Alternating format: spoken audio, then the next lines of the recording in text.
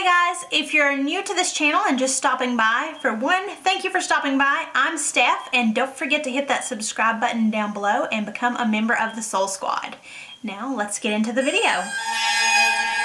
For today's video, I'm going to tell you about my experience with a medium.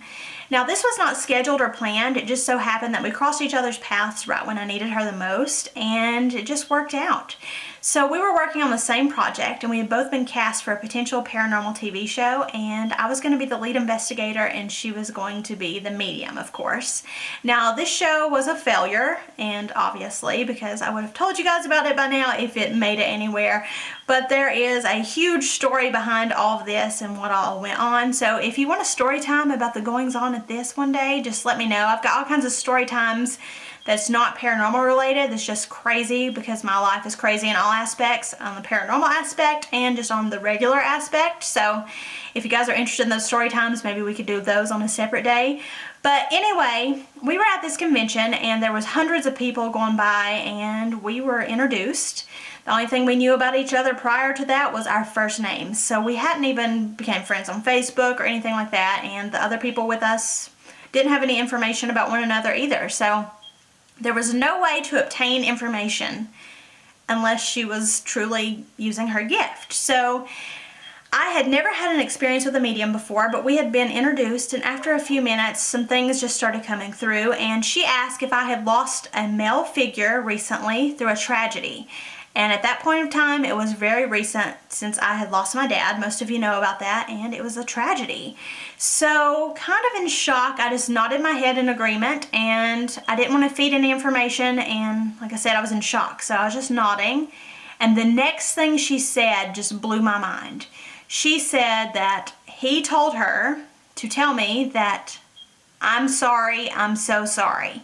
And those words just floored me because that is the last thing my dad said before he got to the hospital. Now my dad did live 1 week after his tragedy, but anyway, while he was about to be boarded onto the helicopter, that was the words he said to me. He said, "I'm sorry, I'm so, so sorry." And that just blew my mind that came through, that she would even know that. There's no other way to know that. And again, I'm just nodding my head in shock and amazement, and she continues to just overwhelm me with details. She went on to say, "Does the name Ann have anything to do with you?" And I said, "Yes, that's my middle name," which she would not have known. After that, she starts telling me all these dates. She says, "Does January 7th have a significance to you?" That's my birthday. She then named both my sisters' birthdays. She named my mother's birthday, my son's birthday, my mom and dad's anniversary, like all of these dates that there's no way anybody would have known. She was just telling me that he said that he was telling all these things just to validate that it was truly him. And I just kept getting more and more amazed. So she went on with all these dates and all these things, and he eventually told me through her that I needed to be happy, that it was okay to be happy because he was happy. And that was something that I really needed to hear. It was just so hard to try to be happy and function in society after all of that, but him telling me that was really good closure.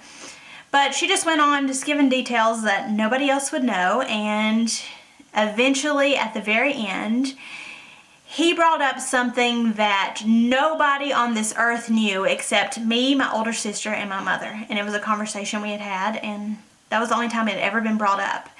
But he told me at the very end that he did die in the hands of his medical care, but I needed to let that go and be happy. And that just was the icing to the cake. I was just completely overwhelmed, amazed, shocked, kind of excited that he came through that strongly.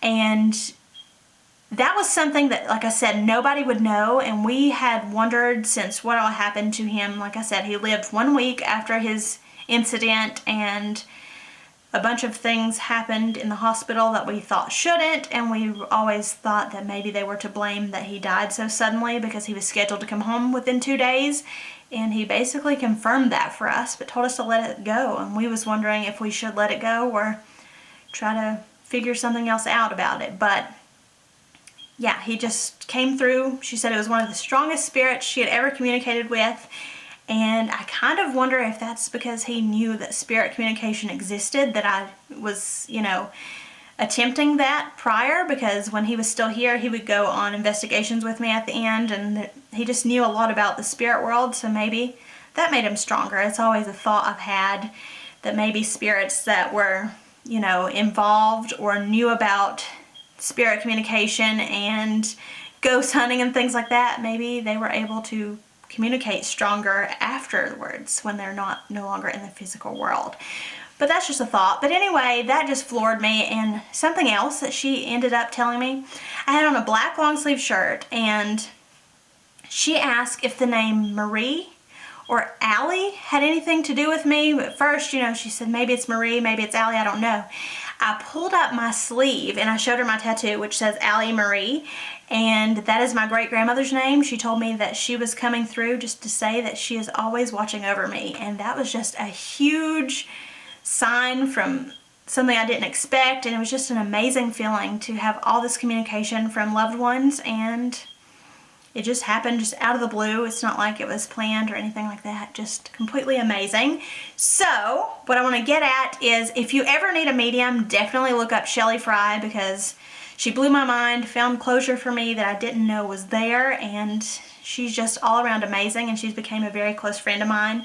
I would highly recommend her. I speak about her in my book as well, so some of these details are in my book, and she's just an amazing person all around and has an amazing gift, obviously.